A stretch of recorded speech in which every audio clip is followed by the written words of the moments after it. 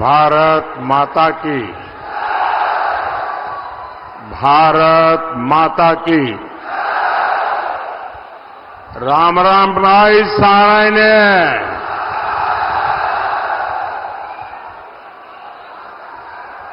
आज बुद्ध पूर्णिमा है। मैं समस्त देशवासियों को अनेक अनेक शुभकामनाएं देता हूं। मैं श्रद्धेय गुरु जयराम दास, चमन ऋषि और महान सेनानी राव तुलाराम जी को नमन करता हूं। मैं रेजांगला के शहीदों और अहिरवाल की इस भूमि को प्रणाम करता हूं।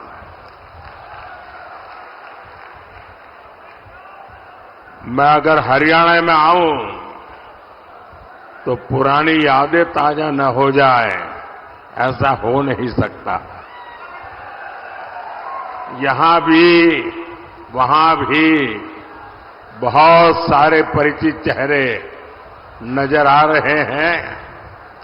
पुरानी पुरानी यादें भी, क्योंकि हरियाणा तो बरसों तक एक प्रकार से मेरा घर ही बन गया था। और मैं बड़े गर्व के साथ कहता हूं, मुझे राजनीति की बहुत सारी शिक्षा हरियाणा और पंजाब से मिली, और ये मेरा सौभाग्य रहा, इस मिट्टी ने भी मुझे गढ़ा है। वो 1995 का शायद कालखंड होगा जब मैं प्रभारी के रूप में यहां आया था। लेकिन आमतौर पर प्रभारी आते हैं दौरा करने के लिए, मैं हम मुकाब करने आ गया था। यहीं पर रहता था। और उस समय हमारे मनोहर लाल जी संगठन का काम देखते थे। उस समय हमारे रमेश जोशी जी अध्यक्ष हुआ करते थे।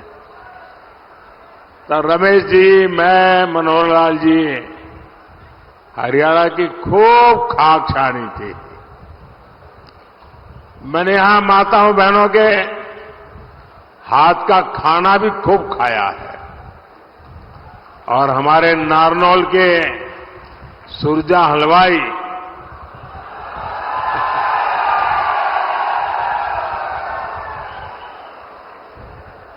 और महेंद्रगढ़ की मिठाई,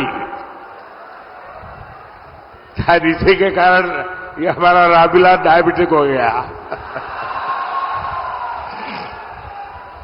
लेकिन अब भी वो इतनी अच्छी बनती है ना सब कुछ। हाँ।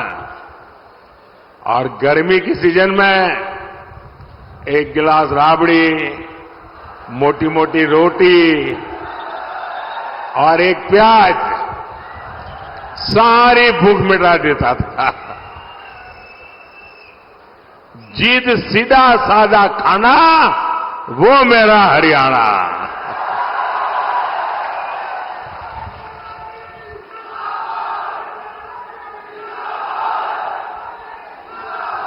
साथियों, हरियाणा के घी मक्खन का जोर आज पूरी दुनिया देख रही है। सारी भारत विरोधी ताकतें लगी रहती हैं, लेकिन मोदी इनके झुकाए नहीं झुकता है। अभी मोदी को आपका कर्ज चुकाने के लिए बहुत काम करना है। हमारे हरियाणा को नई ऊंचाई पर लेकर जाना है। और इसके लिए जरूरी है, फिर एक बार फिर एक बार फिर एक बार साथियों, ये चुनाव देश का प्रधानमंत्री चुनने का चुनाव है। आप प्रधानमंत्री नहीं चुनेंगे, देश का भविष्य भी चुनेंगे। एक और आपका जांचा परखा सेवक मोदी है और दूसरी ओर कौन है? कोई अता पता ही नहीं है।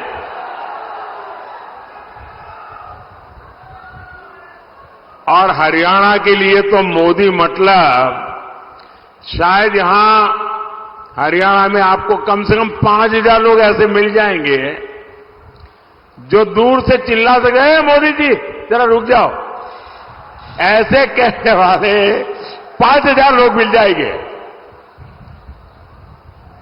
यानी हरियाणा के साथ मेरा जो अपनापन रहा है, हरियाणा ने मुझे जो प्यार दिया है, और इसलिए हरियाणा का अधिकार भी मुझ पर बनता है। चलते फिरते मुझे कह सकता है, मोदी जी गलत कर रहे हो, ऐसा मत करो। इतना मेरा आपसे नाता रहा है और पिछले 10 साल में आपने उस प्यार में कभी कमी नहीं आने दी। इससे बड़ा सौभाग्य क्या हो सकता है साथियों?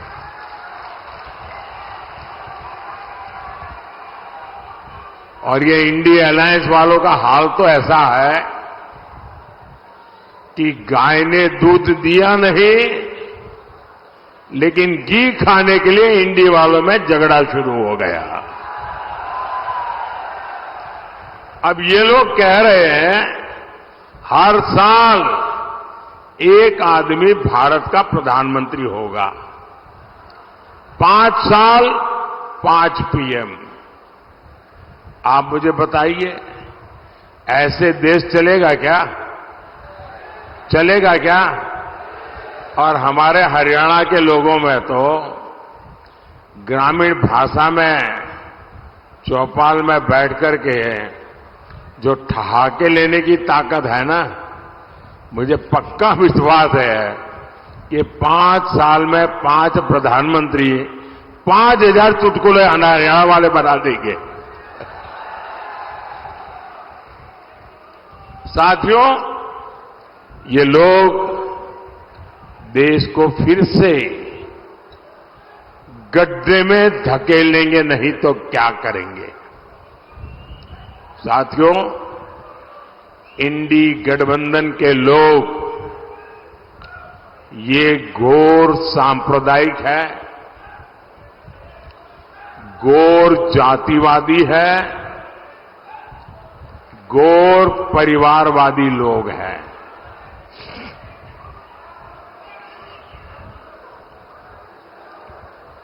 अरे वो ताऊ जी को परेशान मत कर रहे भाई, हाँ थोड़ा इधर उधर हो जा रहे।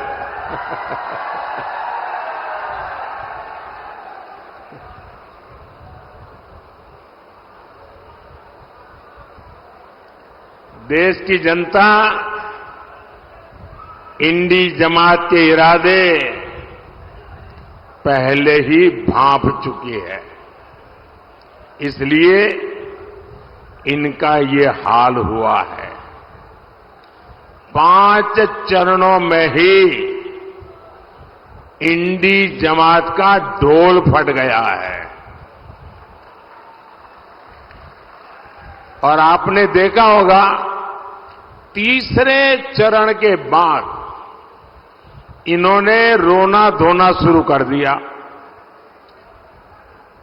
इलेक्शन कमीशन आंकड़े क्यों नहीं देता है, आंकड़े देर से क्यों देता है, इलेक्शन कमीशन ऐसा क्यों करता है, इलेक्शन कमीशन वैसा क्यों करता है। उधर ईवीएम बंद हो गया, उधर ईवीएम चलता नहीं है, उधर ईवीएम का यानी उन्होंने ग्राउंड बनाना शुरू कर दिया है कि पराजय का ठीकरा किसके सर पर फोड़ा जाए। और इसलिए बराबर जम करके इस बार ईवीएम को गालियां दे रहे हैं। हम सब जानते हैं भाई, जिस भूमि में कोई पैदावार न हो, कोई किसान उसमें एक भी बीज डालेगा क्या? जिसमें फसल न हो, ऐसी जमीन पर या ऐसी सीजन में कोई किसान एक भी बीज डालेगा क्या? जब पता है कि इनकी सरकार नहीं बनने वाली, तो कोई उधर वोट डालेगा क्या? कोई डालेगा क्या? कि हरियाणा वालों को तो कहने की जरूरत ही नहीं है जी, क्योंकि उनको मालूम है भाई इनकी सरकार 7 जन्म में भी बनने वाली नहीं है। और कांग्रेस को दिया हर वोट बेकार ही होना है।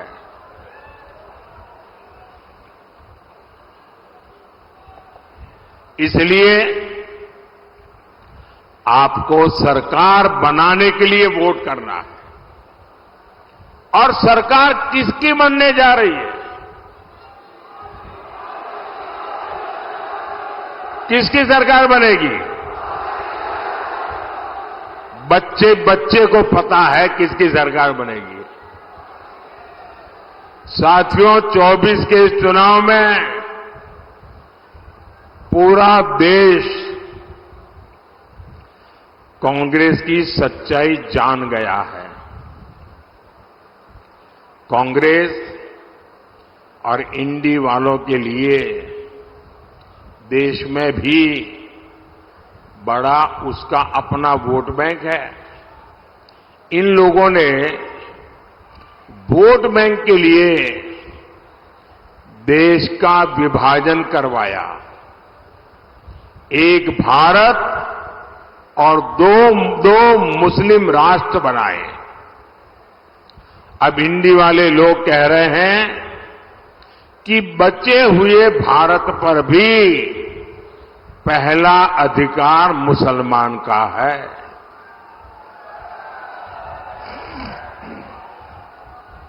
इन्होंने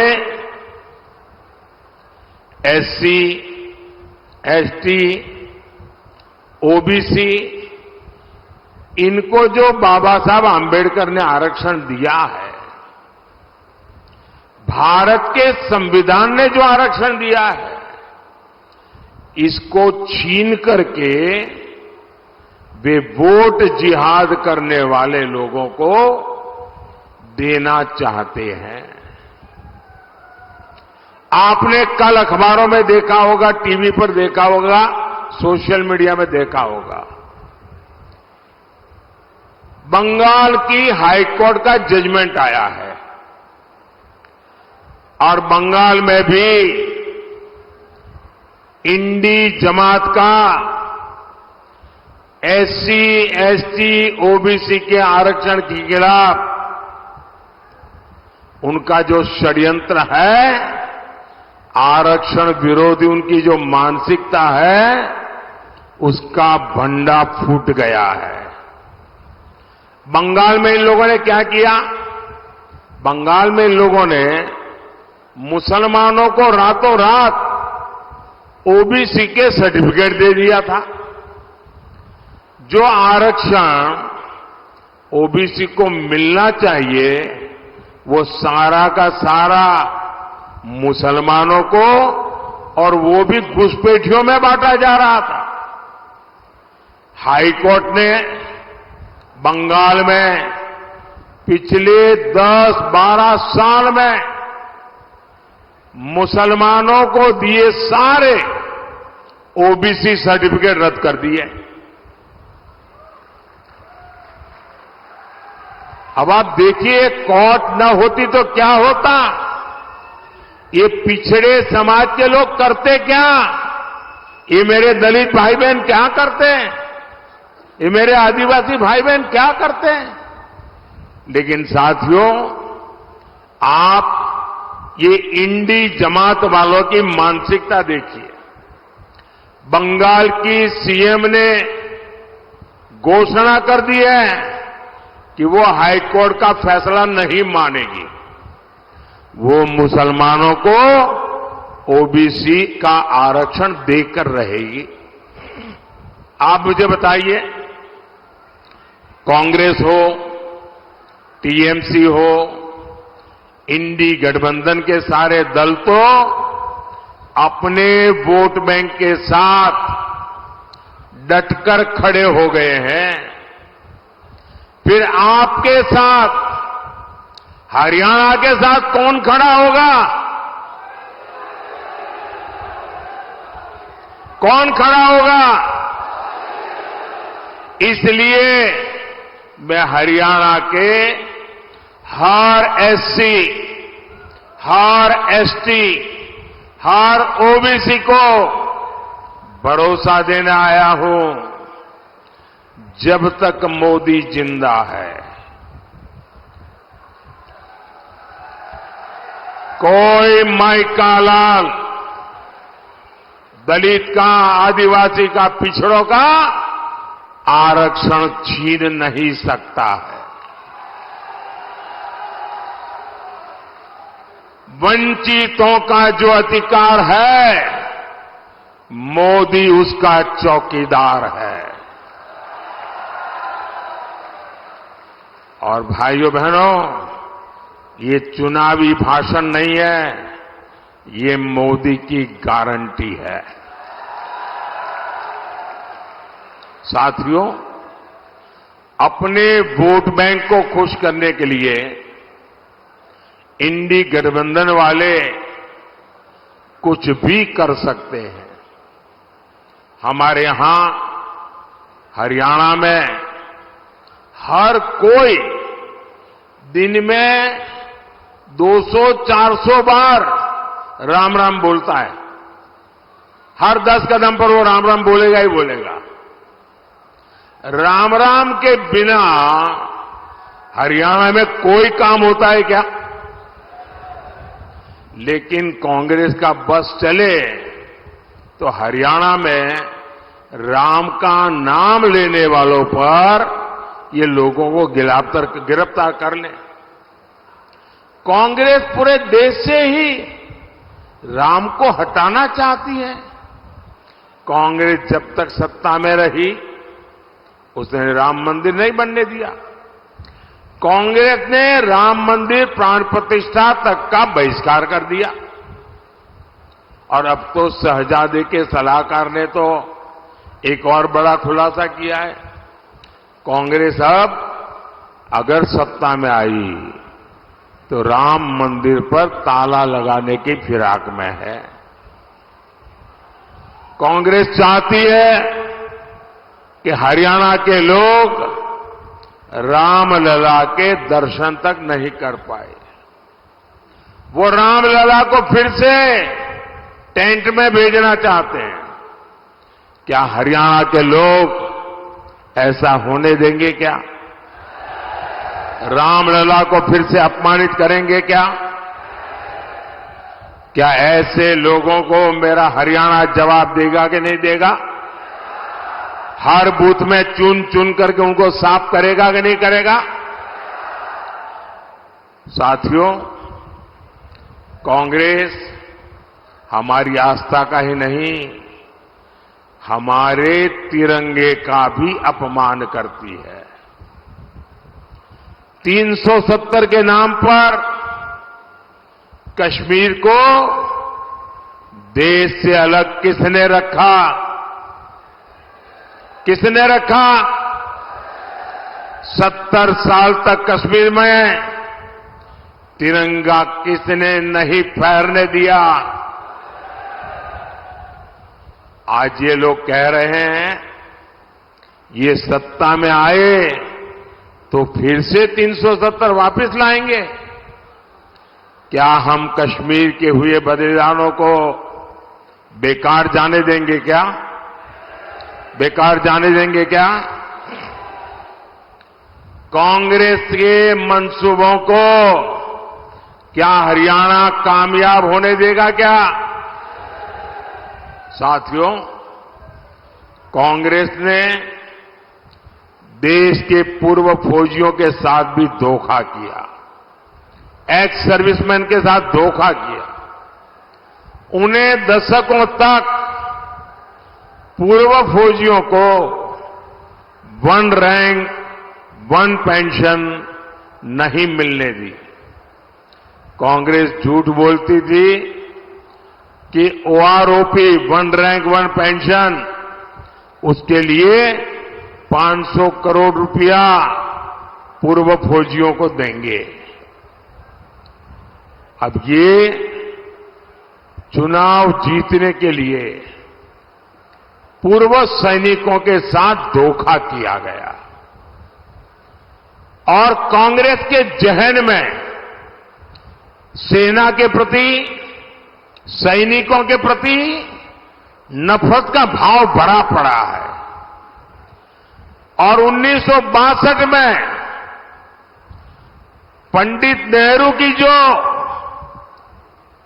औरा का गुब्बारा जो फूट गया, चाइना के हाथों में जो हमारी पिटाई हुई, वो उसके लिए गुनहगार हमारी देश की सेना को मानते हैं।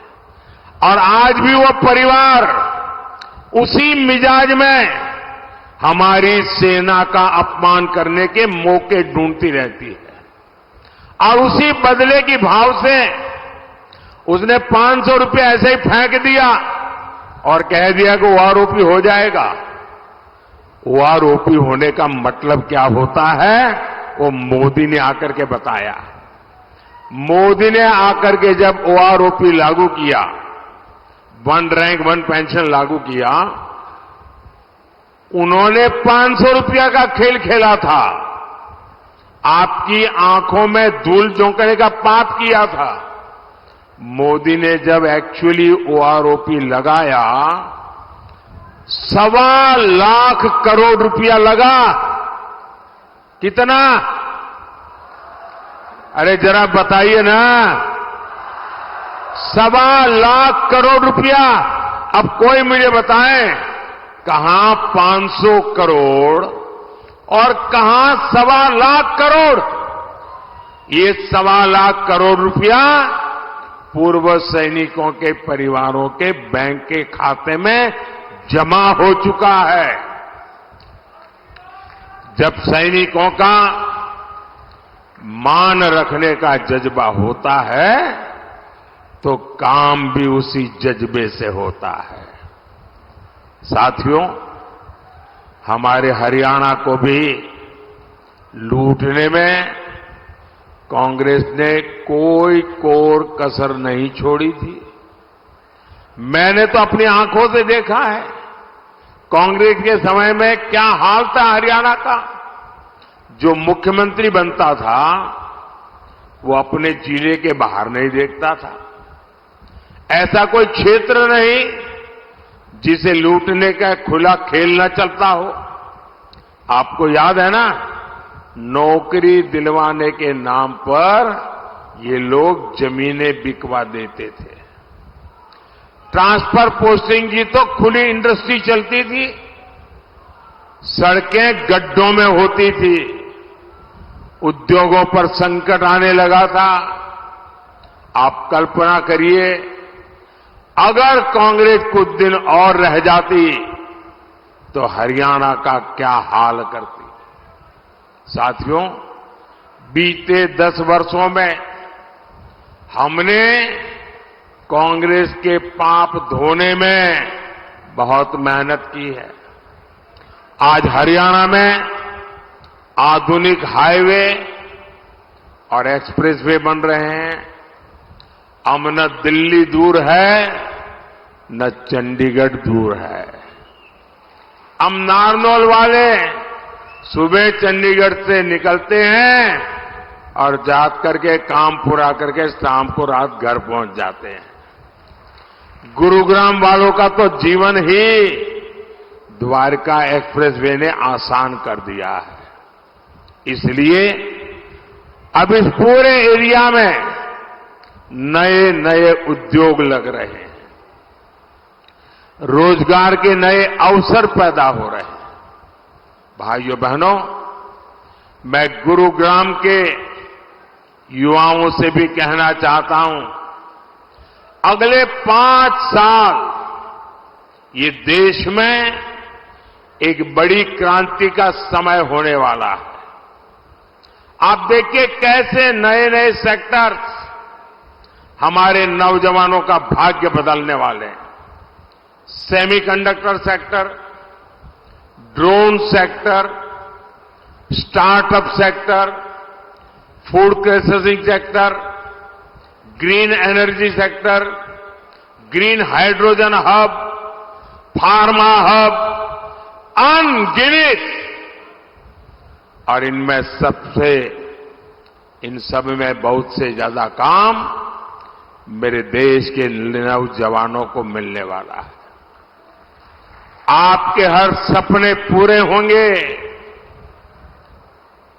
क्योंकि आपका सपना ये मोदी का संकल्प है।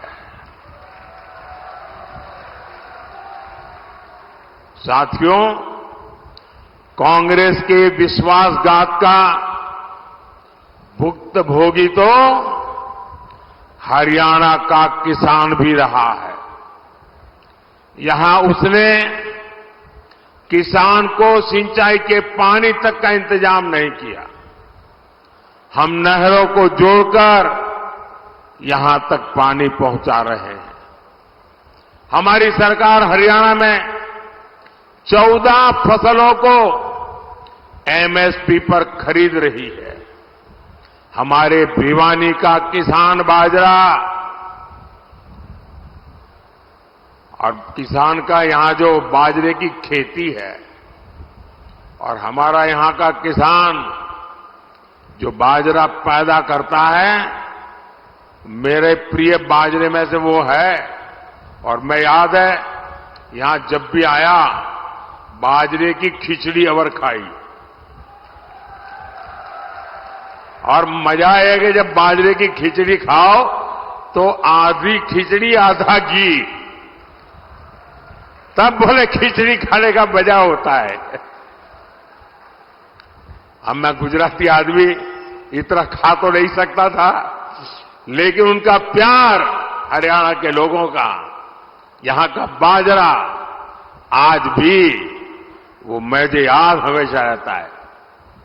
लेकिन अब आपके बाजरे के श्री अन्न के प्रचार की जिम्मेदारी खुद मोदी ने ले रखी है। मैंने जितने मिलेट थे, जितना मोटा अनाज है, उसके लिए एक नाम दे दिया है श्री अन्न। और मैं दुनिया भर में उसका एम्बेसडर बन गया हूं, उसका सेल्समैन बन गया हूं। आपने देखा होगा हमारे देश में G20 की समिट हुई। दुनिया भर के बड़े बड़े नेता यहां आए थे। दुनिया की सबसे बड़ी ताकत जिसको कहें, वो सब G20 में थी। और मोदी ने उनको क्या खिलाया? मोदी ने उनको बाजरा खिलाया। और बड़े बड़े नेताओं को मैंने कहा ये सुपर फूड है। और उसका एक परिणाम ही आया कि मुझे अभी अमेरिका बुलाया था, व्हाइट हाउस में भोजन था। व्हाइट हाउस में उस दिन काफी लोगों को उन्होंने खाने पे बुलाया था, देश भर के लोगों को, और सबको उन्होंने बाजरा खिलाया व्हाइट हाउस में, अमेरिका में।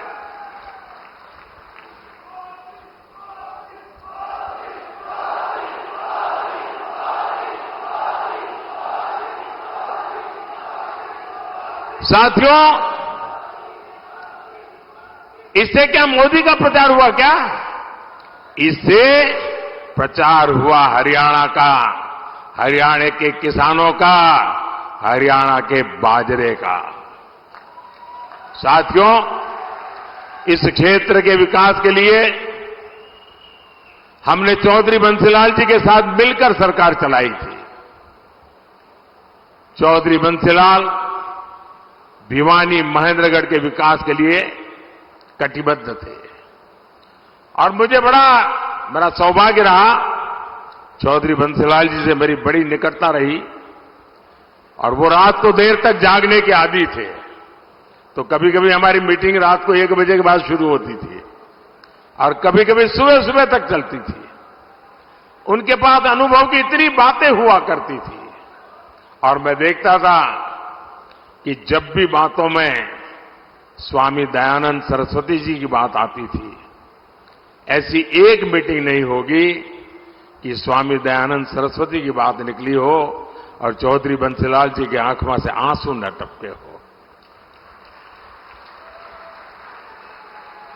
और वो मुझे इतना प्यार करते थे क्योंकि जब मैं गुजरात का था, दयानंद सरस्वती जी का जन्म गुजरात में हुआ था, तो एक नाता ऐसा बन गया था। और गवर्नेंस की दुनिया में भी साथ साथ काम किया, बरसों तक साथ में काम किया। साथियों, लेकिन ये जो महापुरुष है, उन सब से प्रेरणा लेते हुए आज मेरी भी गारंटी है कि हरियाणा का विकास हम रुकने नहीं देंगे। लेकिन इसके लिए 25 मई को भिवानी और महेंद्रगढ़ से चौधरी धर्मवीर सिंह जी और गुरुग्राम से राव इंद्रजीत सिंह जी, मेरे इन दोनों साथियों को भारी बहुमत से विजयी बनाइए और आप जब उनको कमल के निशान पर वोट देंगे ना, वो वोट सीधा सीधा मोदी के खाते में जाएगा। तो आप पुराने सारे रिकॉर्ड तोड़ेंगे, मतदान ज्यादा से ज्यादा कराएंगे, हर पोलिंग बूथ में विजय प्राप्त करेंगे। अच्छा, मेरा एक काम है, करेंगे आप लोग? अरे क्या कमाल है भाई, ठंडे हो गए एकदम। मेरा पर्सनल काम है, करेंगे? अरे मैं भी तो हरियाणा वाला हूं यार, बोलो ना। मेरा एक काम करेंगे। देखिए, पहले तो मैं यहां गांव गांव जाता था, हर इलाके में गया हूं, हजारों परिवारों में गया हूं, लेकिन अब समय की कठिनाई है, जा नहीं पाता हूं। तो मुझे आपकी मदद चाहिए। करोगे मदद?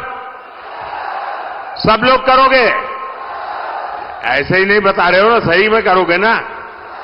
एक काम करना, यहां से जाने के बाद ज्यादा से ज्यादा परिवारों में जाना, ज्यादा से ज्यादा घरों में जाना और हर परिवार के लोगों को बिठा करके कहना कि अपने मोदी जी आए थे, मोदी जी ने आपको राम राम कहा है, मेरा राम राम पहुंचा दीजिए। मेरा राम राम पहुंचा तो मुझे तसल्ली हो जाएगी।